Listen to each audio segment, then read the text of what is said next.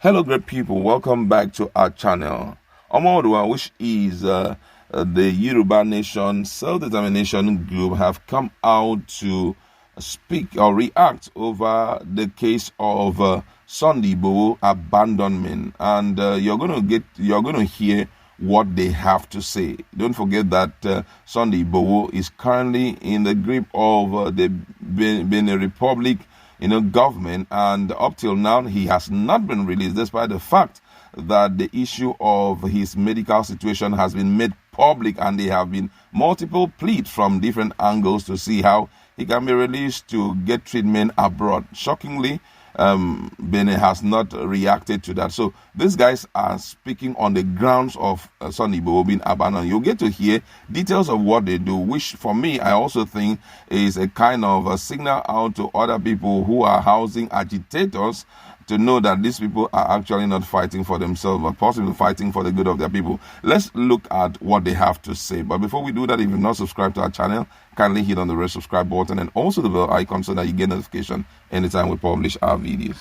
The umbrella body for Yoruba Self-Determination Group, Ilana, has revealed its effort towards securing the release of Yoruba freedom fighter Sunday Adeyemo, popularly known as Sunday Igboho.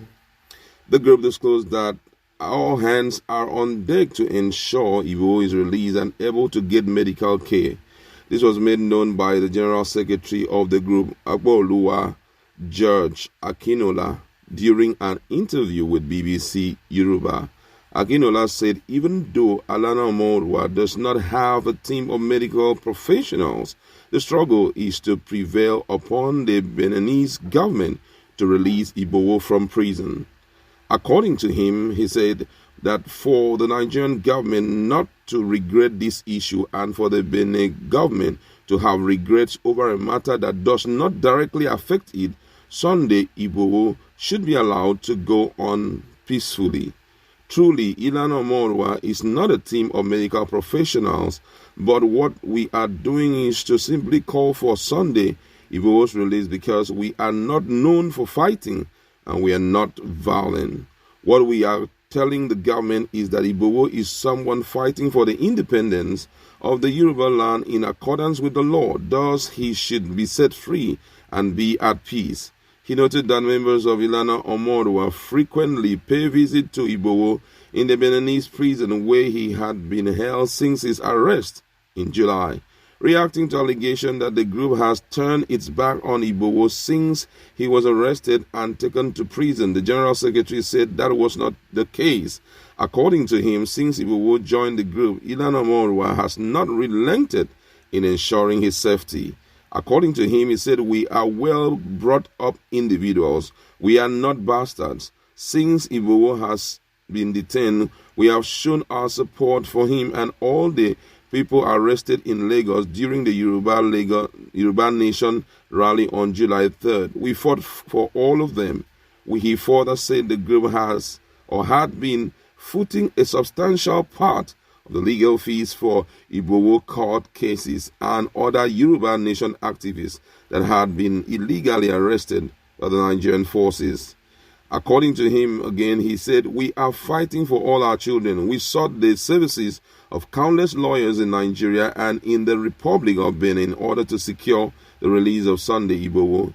Ilana contributed about 95% of the fees in the struggle for the freedom of prisoners. We still see Igboho at all time. All our lawyers from France and around the world are fighting and working every day to make sure Igboho and the other prisoners are released. He added that this struggle is not just for Sunday Igboho, it is not just a struggle for Banji Akintoye, it is a struggle for all of us. What we want is to leave Nigeria. We do not want any restructuring, we just want to be independent. Calls for the release of Igboho have been on the increase following rumors that some of the activists' internal organs may have failed. Igboho's lawyer Yomi Aliyu pleaded with the government of Benin Republic to immediately release the activists for urgent medical attention overseas.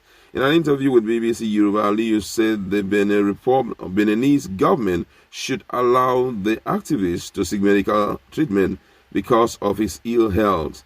Aliyu described Igboho's ailment as serious, adding that he needs both prayers and medical care. Aliyu said the sickness started while Igboho was trying to escape an invasion of his house by operative of the Department of State Services (DSS). Olayomi Koiki, Igboho's spokesperson, had said his principal was in urgent need of medical attention. Igboho was arrested alongside his wife in Cotonou, Benin Republic, by security operatives in the West African country on July 19 after fleeing Nigeria to evade arrest by the Nigerian Secret Police.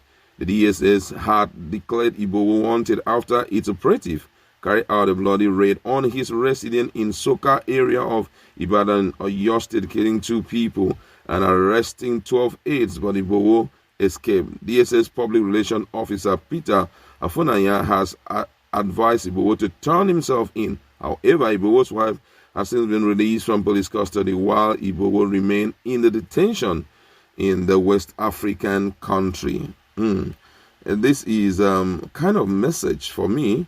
It's a kind of message being sent out to other people who are housing, activists. Before now, a lot of people had talked down on the Yorubas, considering how long stayed Igboho had been in prison up till now. Everything he had done thus far was strictly for the Yoruba people, and it was targeted at, number one, sanitizing, Yoruba land of any form of oppressive Fulani headsmen. Before now, the rate of kidnapping in Oyo State and the environment of southwestern states was really, really alarming.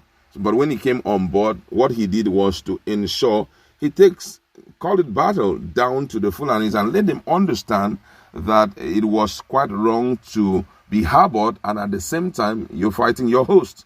And before we know, it was a case of a push for independence. But after a while, the whole thing turned upside down, as a lot of things has happened to him. We already heard the story. Right now, he's in prison. But what these guys are trying to send out as signal is that whatever situation that Igboho has found himself, they are strongly behind him. They are supporting him. And guess what? This is a way of also getting Nigerians to know that the issue of looking at the state laws and all of that should be taken very seriously, even against those who are not citizens of the country. Imagine how Benin Republic is taking this case. They are taking the case overly serious. Though a lot of people say there is fingering here and there by some top government official, allegedly, there is no proof pointing to that direction. But you just realize that these guys, despite the fact that Igboho has no case with them, but just because of 1 or 2 issues that came up, because of what he, did when he was there, they are holding him so strong. And I feel at this point that we shouldn't also be joking with whether it is from China, no matter the country the person is coming from. If he has broken any of our laws in Nigeria, we should deal with him according to the provision of the law strictly.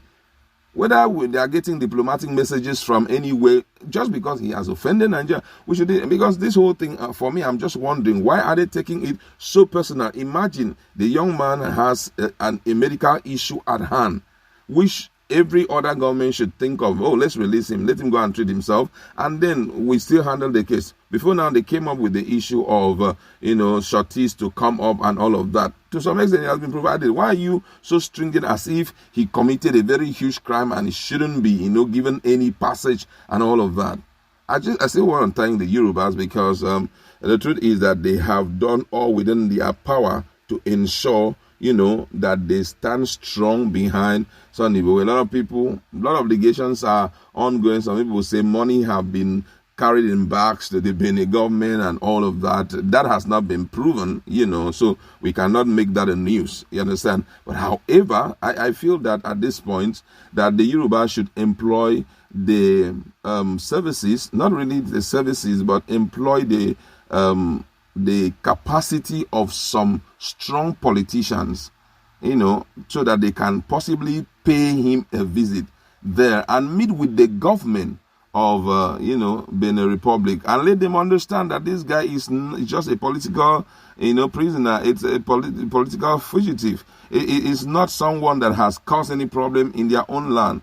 You understand? There is a diplomatic relationship subsisting between Nigeria and the Benin Republic, and it's been so strong. We import things from them, and they also get things from them. So this issue is really shocking. But then, for me, this is a kind of eye-opener to what these guys are doing secretly to make sure, this guy come out on hot. And it's kind of sending out message to other people who have, agitators, that if it is for the right cause, then you've got to protect them at one point or the other. We are hopeful that Benin government will have a rethink and possibly release him, at least for him to secure back his life via medical care.